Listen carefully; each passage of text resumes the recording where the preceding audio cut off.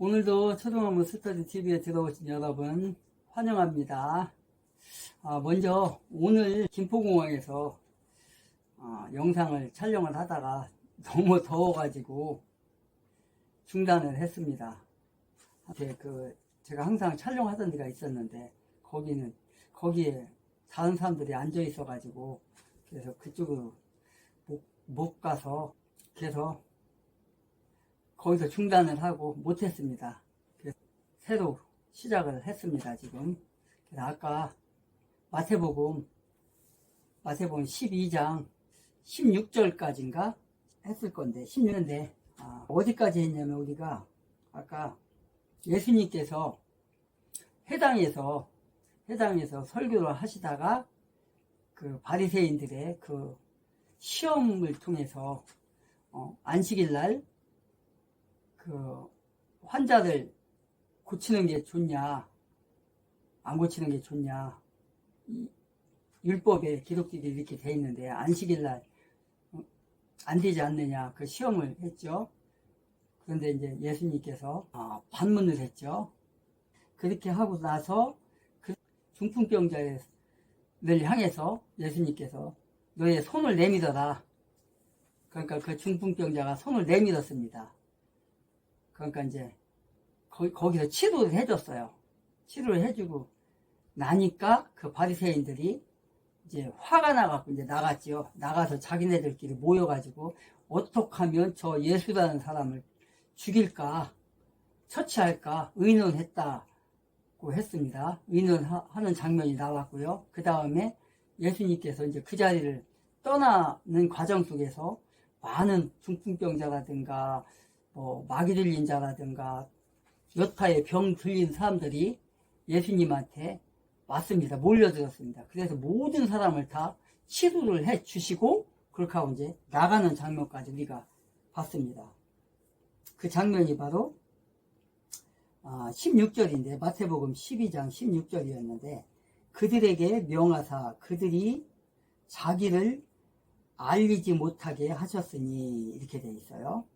그러니까 15절에서 어떻게 했어요? 15절에서 예수님께서는 그것을 아시고 거기서 물러나시니라. 큰 무리들이 그분을 따르매 그분께서 그들을 다 치료하시고 이렇게 되어 있어요. 그러면서 16절에서 그들에게 명하사 그들이 자기를 알리지 못하게 하셨다. 우리가 여기까지 아까 3시에서 4시경에 설명을 했습니다. 여기까지.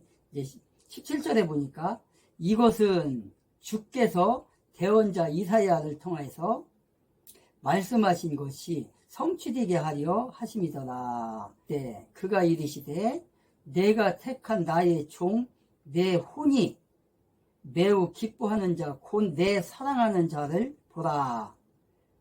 내가 내 영을 그 위에 두리니 그가 이방인들에게 판단의 공의를 보이리라. 19절에 보니까 그는 다투지 아니하고 외치지 아니하리니 아무도 거리에서 그의 목소리를 듣지 못하리라. 20절에 보니까 그는 상한 갈대를 꺾지 아니하며 연기나는 심지를 끄지 아니하기를 친히 판단의 공의를 보내어 승리할 때까지 하리니. 21절에 보니까 이방인들이 그의 이름을 신뢰하리라 하였느니라. 이렇게 기억하고 있어요. 17절부터 21절까지 보니까 이 말씀이 뭐지요? 그러면 17절에서는 이사야를 통해서 말씀하신 거예요. 이사야를 통해서 말씀하신 것이 성취되었더라. 18절에 나오죠. 내가 택한 나의 종 내 혼이 이방인에게, 18절 하반절에 보니까 이방인들에게 판단의 공의를 세우리라. 이렇게 기록하고 있어요. 이제 무슨 말이냐? 예수님께서 자기를 나타내지 말라 하시고 이것이 어떻게 되어 있다고요? 이사야를 통해서 말했다고 하는 거예요. 이거를. 그리고 왜냐하면 이런 소문이 퍼질 경우에 어떻게 하는 거예요? 궁극적인 사역, 곧 뭐예요? 구원 사역에 막대한 지장을 끼치기 때문에. 지난번에도 11장인가 10장인가에서 제가 설명을 했죠. 그 많은 사람들이 모여들게 되면 이런데 이렇게 하나님께서, 예수님께서 환자들을 고쳐주는 것을 인하여서 말씀 선포하는 것이, 말씀을 가르치는 것이 등한시 될 수가 있다. 그것보다는 고침을 받는, 병을 고침을 받고 마귀에게 들린 자가, 또 중풍병자가, 소아마비 환자가 고치다 보면 실질적으로 말씀의 사역을 할 수가 없는 거예요. 그럼 말씀의 사역은 뭐지? 그러면 말씀의 사역은 구원 사역이에요. 구원의 사역. 하나님 나라의 왕국에 대한 구원 사역을 할 수가 없는 거예요. 그 사역이 멈춰질 수가 있어요. 막아질 수가 있어요. 지장이 있을 수가 있어요. 그래서 예수님께서 그 사람들에게 뭐라겠어요? 아무에게도 말하지 말라. 못하게. 16절에서 자기를 알리지 못하게 하니라, 이렇게 되어 있어요. 알리지 못하게 하니라. 이것을 누가 얘기했다고요? 17절에서 이사야를 통해서 성취되어, 이사야가 마태복음이 기록된 때하고 이사야 대언자가 말한 거하고 몇 년 차이 난다겠죠? 700년 차이가 난다겠어요. 700년 차이. 그러니까 마태복음을 쓰는 마태가 이렇게 기록을 하기 이전에 700년 전에 이미 이사야를 통해서 대언한 거예요. 700년 후에 가면 이런 일이 벌어질 것이다 라는 거. 그게 지금 어떻게 됐다는 거예요? 그게 이루어졌다고 지금 얘기를 하고 있는 거예요. 그게 이루어졌다고. 내 영을 그 위에 두리니 이방인들에게 판단의 공의를 보이리라. 그러면서 19절에 다투지 아니하고 외치지 아니하리니 아무도 거리에서 그의 목소리를 듣지 못하리라. 그의 목소리를 듣지 못하리라. 거리에서. 그게 이루어진 거예요, 지금. 그게. 그래서 예수 그리스도의 사역이 육체적인 치유도 있지만 또 혼적인 치유도 있지만 실질적으로 혼과 육을 같이 뭐 하는 거예요? 구원하는 그 사역을 위해서 예수님이 오신 거예요. 그래서 치료하는 것과 말씀을 선포하는 것이 병행이 되는 거예요. 지금 병행이. 근데 어디에 치중을 둬야 된다고요? 말씀 선포하는 거를. 하나님의 왕국에 대한 어떻게 너희들이 해야만이 하나님의 왕국에 들어갈 수 있느냐, 그걸 말씀을 가르쳐야 되는 거예요.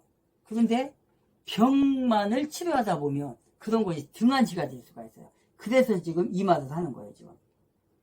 그래서 이사야의 예언에, 그러니까 대언에 의한 하나님께서는 예수 그리스도를 어떻게 사용하셨나, 어떻게 하나님께서는 예수 그리스도에 대해서 나의 택한, 뭐라겠어요? 나의 택한 종, 곧 내 마음에 기뻐하는 반이라, 나의 사랑하는 자니라 라고 기록해 있어요. 어디에? 18절에. 그 예수님께서 이방인들에게 이제 보내짐을 받는 거예요. 내 영을 위해 두리니 그가 이방인들에게 판단의 공의를 세우리라. 판단의 공의. 나의 택한 그 예수님께서 이제 택한 종이란 그 예수께서 마치 종과 같이 비천한 상태로 오셔서 어떻게 한다는 거예요, 지금? 많은 사람들을 병도 고치고 또 영혼을 고친다. 영혼을 고친다. 그것을 누구를 통해서 말했다고요? 700년 전에 600년 전에 이사야를 통해서 이것을 예언을 했다고 지금 말하고 있는 겁니다. 지금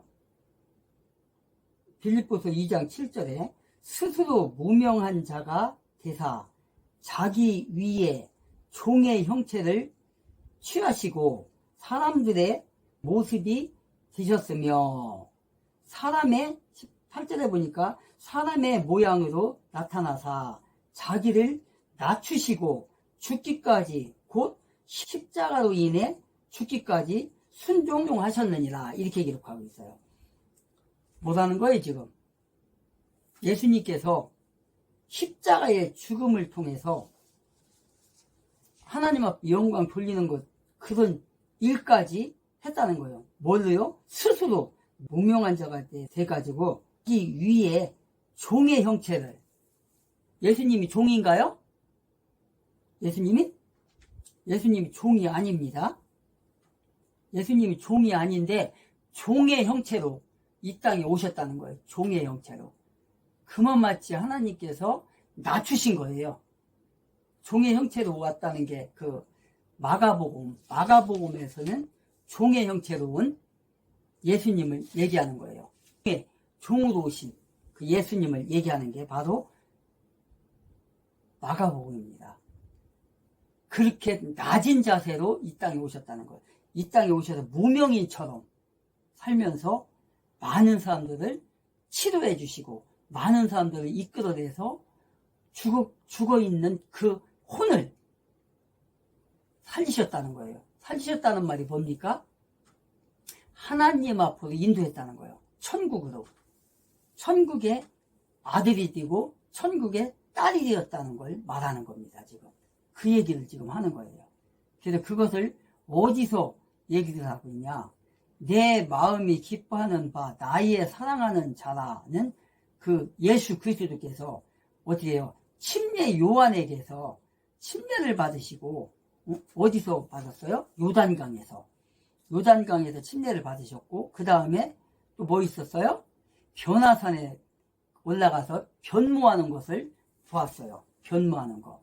그 변모하는 게 뭡니까?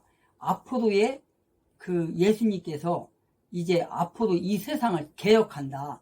앞으로 이제 내가 이제 십자가를 지게 되는데 십자가를 지고 난 뒤에는 내가 부활을 한 뒤에는 이제 어떤 세상이 오냐? 지금하고 전혀 다른 세상이 온다. 그걸 얘기하는 거예요. 그걸.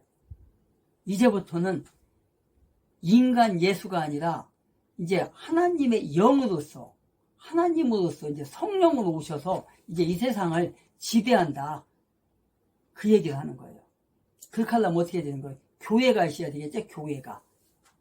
그래서 예수님이 십자가에 빌라도의 법정에서 판단을 받으시고 십자가에 죽으시고 무덤에 3일 동안 갇혀 있다가 부활하셔서 제자들과 함께 40일 동안 이 세상에 계시다가 승천하셨어요. 그렇게 하고 나서 어떻게 됐어요? 오순절날 마가의 다락방에서 성령이 임하였고 교회가 탄생이 돼요. 교회가. 그게 초대교회죠. 초대교회. 예루살렘 교회.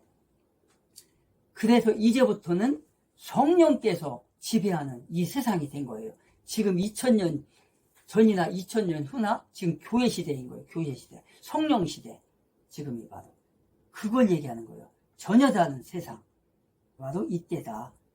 변화산에서의 변모. 거기서 누구를 만났죠? 엘리야와 모세를 만났어. 모세는 율법의 마감. 율법의 끝. 그 다음에 엘리야는 뭐예요? 예언자죠. 대언자. 선지자. 대언자. 대언자의 마지막을 얘기하는 게 엘리야예요. 엘리야. 그 엘리야의 모습으로 온 사람이 누구라고요? 우리가 얘기했죠? 예수님이 누구한테 침례를 받았죠? 요단강에서 침례 요한을 통해서. 침례 요한이 누구의 모습으로 왔다? 누구의 모습? 엘리야의 모습으로 왔다. 엘리야의 심령으로 왔다. 그의 심정으로. 그걸 얘기하는 거예요. 지금. 그래서 20절에서 보니까 뭐라고 그래요? 그는 상한 갈대를 꺾지 아니하신대요. 그리고 꺼져가는 심지를 끄지 않는다라고 얘기를 하고 있어요, 지금. 연기나는 심지를 끄지 않는다. 꺼져가는 불을 끄지 않는다. 이렇게 얘기를 하는 거예요, 지금. 상한 갈대를 꺾지 않는다라고 지금 이렇게 얘기를 하고 있어요, 지금. 그가 다투지도 아니하고 들레지도 아니한다고 이렇게 말하고 있어요. 이게 무슨 말입니까? 그러면 소리를 지르지도 아니하고라는 그런 말이죠. 들리지도 않는다. 여기 19절에서 다투지도 않는다. 소리내지도 않는다. 외치지도 않는다. 이런 소리. 예수님께서 이사야 53장에서 53장 1절부터 12절까지 보면은 이 소리가 나오죠. 이거와 비슷한 소리가 나오죠. 예수님은 순한 양처럼, 도살장에 끌려가는 양처럼 묵묵히 갔다. 이런 말이 나와요. 그거와 같은 말이에요. 그런 예수님의 모습으로 이 땅에 오신 거예요. 예수의 그런 모습, 그런 인내심을 지금 말하는 거예요. 그런 인내심, 그런 성품을 얘기하는 거예요, 지금. 꺼져가는 심지도 꺾지 않으시고, 끄지 않으시고, 그런 분. 고통과 비난이 닥쳐도 어떻게 한다는 거예요? 불평도 없이, 묵묵히 걸어가시는 예수님, 십자가의 길을 가시는 그분, 그걸 얘기해. 지금 이사야 선지자를 통해서 예언하고 있는 거예요. 대언자를 통해서 말하고 있는 거예요, 지금. 네. 상한 갈대를 꺾지 않고, 꺼져가는 심지를 끄지 않는, 그게 뭐예요? 예수 그리스도의 인자하시고 온유한 모습을 지금 얘기하는 거예요, 지금. 얼마나 인자하시고, 얼마나 온유하시고, 이런 분입니까? 거기다 또, 그 성품이 완벽하게, 정말 사랑으로 다 꽉 차 있는 분. 사랑의 근원이 누굽니까? 사랑의 근원? 예수 그리스도인 거예요. 하나님이신 거예요. 사랑이신 하나님. 왜 사랑이시라는 거예요? 제가 여러 번 그 스터디를 통해서 얘기했는데, 사랑은 율법보다 무섭다고 얘기했어요. 사랑은 율법보다 무섭다. 사랑은 인내하고, 사랑은 참으며, 그 고린도전서 13장 있잖아요. 거기 보면 알잖아요. 고린도전서. 왜 고린도전서 13장이 쓰여지게 됐나요? 고린도 교회 사람들이 얼마나 질투와 투쟁과 모함과 싸움과 서로 잘났다고 그랬잖아요. 그래서 사랑장이 13장 사랑장이 탄생한 거예요. 사도 바울이 야 너희들 왜 이렇게 자꾸 성도들끼리 교인들끼리 싸우냐. 네가 잘났다 내가 잘났다 하냐. 그러면 안 된다. 서로가 사랑을 해야 된다. 그 예수 믿는 사랑을 모범을 보이려면 이런 사랑을 해야 된다. 그러면서 쓰여진 게 바로 사랑장인 겁니다. 그래서 율법보다 사랑이 무서운 거예요. 그리고 사랑이 또 무서운 건 뭐냐. 무조건 우리는 인내하고 사랑하고 그냥 참아야 되고 그러잖아요. 그건 아니라는 거예요. 사랑을 베풀다가 보면 정말 너무나 죄인들까지도 막 사랑할 수는 없잖아요. 율법을 어기는 사람들. 율법은 뭐예요? 율법은 죄를 밝히는 게 율법이라고 했잖아요. 내가 이러이러한 죄를 졌어. 응? 남이 거 도둑질하고 강도질하고 남이 여자 탐내고 남이 남자 탐내고 남이 돈 뺏어가고 강제로 뺏어가고 율법에 비춰보니까 그게 다 죄인 거야. 그러면 회개를 해야 되잖아요. 회개하면 사는데 회개를 안 하면 죽어요. 근데 사랑한다고 해서 그런 죄인들까지 사랑할 수는 없잖아요. 용서를 받고 그러니까 와서 철저하게 뉘우치고 자기 죄를 깨닫고 율법에 비춰봤을 때 깨닫고 나는 죽을 수밖에 없구나. 이걸 알게 되면 회개를 해야 되잖아요. 회개를 하면 사랑으로서 감싸줘야 되고 이 사람을 보듬어줘야 돼. 보듬어줘야 되는 게 그게 사랑인 거예요. 죄를 해결하지도 못했는데 사랑만 해주면 안 되잖아요. 사랑으로 감싸준다. 그건 죽이는 거예요. 그건 사랑이 아닌 거예요. 그래서 사랑이 무섭다는 거예요. 그래서 사랑은 철저하게 회개했을 때, 자기 잘못을 뉘우쳤을 때, 다시 일에서 나왔지만 거기서 죄 지은 자들 얘기했잖아요. 의원들 얘기했잖아요. 이화영이라든가 이런 자들, 응? 지금 죄가 다 밝혀졌지만 회개했나요?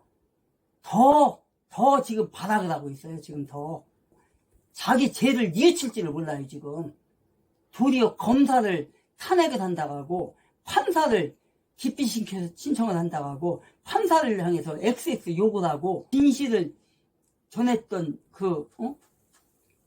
사람들을 갖다가 다 어떻게 했어요? 개딸들 동원해가지고 협박을 하고 그러잖아요. 지금 이런 상태라고요. 지금 이런 사람들을 그냥 무조건 사랑을 해줘야 되나요? 아니라고요. 그건 사랑이 아니라 그건 죽이는 거라고요. 용서를 빌었을 때 사랑으로서 용서를 베푸는 거지, 자기네 죄들이 드러날수록 발악을 하고 지금 국회에서 그냥 법을 만들어 갖고 검사들을 경찰 수준으로 끌어내린다잖아요. 지금. 그리고 지금 입법부에서 지금 뭘 하고 있어요. 지금 위원회를 모든 걸 다, 법사위를 비롯해서 모든 걸 다 자기네가 다 우리가 다 한다고 다 가져갔잖아요. 수사하는 모든 것은 다 특검으로 지금 자기네들이 만든 공수처도 그 정권이 바뀌니까 못 믿는 거야. 그러니까 거기서 특검을 한대. 이런 자들이라고. 이런 자들을 사랑으로 용서해 주라고요? 아니잖아요. 그 얘기를 하는 거예요. 지금 사랑이 더 무섭다는 게 그건 거예요. 그래서 우리는 용서를 빌을 때, 용서를, 내가 이렇게 이러이러한 잘못을 했습니다, 용서해 주세요 할 때 사랑으로서 용서를 해주는 거지, 회개도 안 했는데 더 그냥 막 발악을 쓰고 자기 하나 살겠다고 나라를 온통 그냥 다 이렇게 망쳐가고 하는데, 이런 사람은 어떻게 사랑으로 용서를 해주냐? 안 된다고요. 이거는 그 얘기인 거예요. 지금 이게 로마서 15장에 보면, 로마서 15장 12절에 또다시 이사야가 이르되 이새의 뿌리 곧 이방인들을 통치하기 위해 일어날 자가 있으리니 이방인들이 그를 신뢰하리라 하느니라. 이제 소망의 하나님께서 너희가 믿는 가운데 모든 기쁨과 화평으로 너희를 충만하게 하사 성령님의 권능을 통해 너희에게 소망이 넘치게 하기를 원하노라.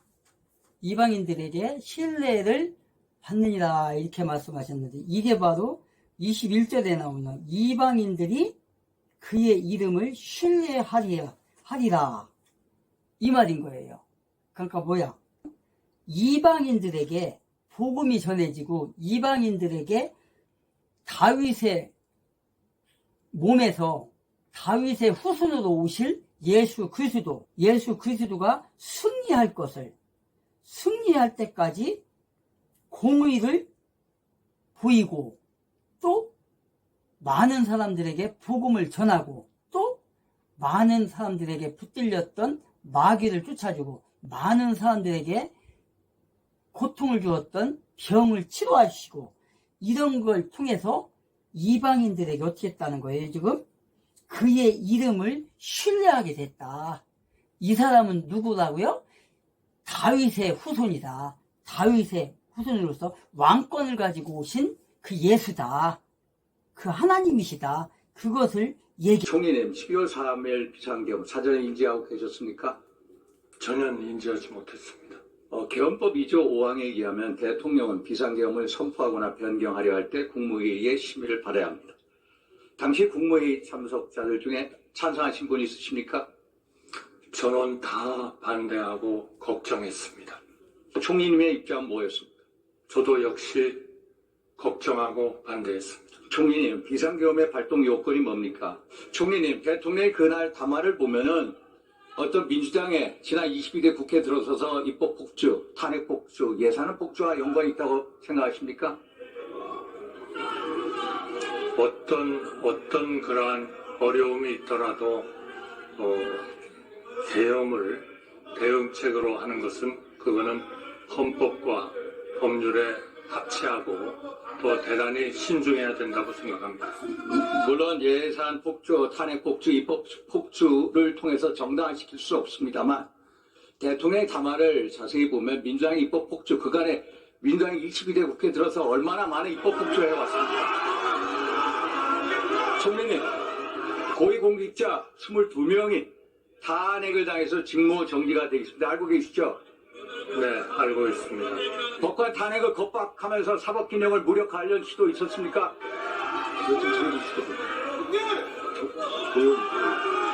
조용히. 계엄이 될 수는 없다고 생각합니다.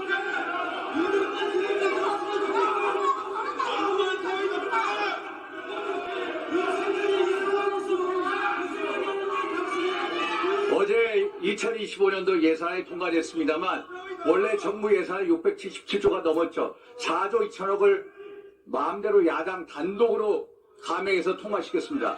국회 특활비는 살리고 대통령실, 검찰, 경찰, 감사원 특활비는 전액 삭감해서 빵원으로 만들어놨습니다. 알고 계시죠? 문재인 대통령 때 대통령실 특활비 얼마인지 아십니까? 정확한 숫자는 96억입니다. 내년도 대통령실 특활비 얼마입니까? 정확히 기억하고 있지만 빵원인 거 아시죠? 영원인 거 아십니까? 자, 내년도 대통령실 특활비 영원인 거 아세요? 네, 그건 알고 있습니다. 검찰 특활비, 감사원 특활비, 경찰 특활비 영원인 거 아십니까? 네, 그것도 걱정이긴 합니다. 들어가십시오. 다음 박성재 장관님. 장관님, 검찰은 윤석열 대통령을 소위 말해서 직권을 남용하여 내란, 소위 말해서 국헌문란의 내란, 폭행을 일으킨 내란 혐의로 지금 조사하고 있죠. 그 혐의를 두고 조사하고 있는 것으로 알고 있습니다. 네. 우리 장관님 최고의 법률가시잖아요. 형법상 내란죄 구성 요건이 뭡니까? 헌법보다는 형법에 형법. 87조에 네. 내란죄 구성 요건이 구성되어 있는 것으로 알고 있습니다. 내란죄가 구성되기 위해서는 첫째, 국토 참전이 있어야 되고, 둘째, 국헌문란이 있어야 됩니다. 예. 국토 참전 어떻게 생각하십니까? 이번에는 그 상황은 아니라고 생각합니다. 그럼 국헌문란은 어떤 걸 국헌문란이라고 얘기합니까? 형법 91조에 국헌문란에 대해서 정의가 되어 있습니다. 헌법과 법률의 절차에 의하지 않고 헌법과 예. 법률의 기능을 소멸시키는 것, 그게 국헌문란 하나고요. 예. 또 하나는 헌법기관을 강압에 의해서 전복시키고 권능 행사를 불가능하게 하는 게 두 번째입니다. 이거에 정확하게 맞습니까? 법 조문에 그렇게 되어 있습니다. 예를 들어서 그 당시 상황을 보면은 언론사, 방송사 다 군대가 안 갔고 국회와 선거관리위원회만 갔거든요. 그래서 이 법조문이 제대로 적용되는지 법무부에서는 검토를 안 하십니까? 저희들이 따로 검토한 바 없고 수사기관에서 수사에 필요한 때에 검토하고 있을 것으로 생각합니다. 내란죄가 성립되기 위해서는 고의성과 목적성이 있어야 됩니다. 예를 들어서 국회가 법률을 만들었습니다. 헌법재판소에서 우연법률로 확정이 됐어요. 그렇다고 해서 우연법률을 만든 국회 법률 제정 행위자들을 처벌합니까? 거기에 반드시 국회가- 처벌되지 않는다는 국회가 의견도 탄핵 있는 것으로 알고 부당한, 있습니다. 국회가 부당한 탄핵 소추를 했습니다. 헌재에서 기각됐어요. 국회를 처벌합니까? 그러지는 않는 것으로 이게 이노 교수의 주장입니다. 한번 법률적 검토를 해주십시오. 저희들이 살펴보겠습니다. 김대중 대통령 아시다시피 2000년도 6.25 여기서도 무슨 소리인지 잘 안 들립니다. 좀 4,5천만 달러의 돈을 북한에 송금했습니다. 알고 계시죠? 문제가 된 적이 있는 것으로 알고 있습니다. 이거를 처벌하지 않았습니다. 이유가 뭡니까? 통치행위라고 판단한 것으로 알고 있습니다. 통치행위라고 해서 처벌 안 했습니다. 그러면 1997년 대법원 판례를 보면은 비상계엄은 고도의 정치행위, 통치행위로 보고 있습니다. 알고 계십니까? 그런 의견도 있는 것으로 알고 있습니다. 2010년도 대법원 판례에 의하면은 고도의 정치행위에 대해서는 대통령의 권한을 존중하면서 사법심사를 자제한다. 자제하는 선에서 위헌성을 심판해라. 이게 대법원 판례입니다. 알고 계십니까? 그런 결정은 알고 있습니다. 제가 이런 말씀을 드리는 이유는 정치적인 판단하고 법률적인 판단은 다르다는 것. 그래서 법무부가 법률적인 판단을 검토한 것을 제게 보내주십시오. 아셨습니까? 예.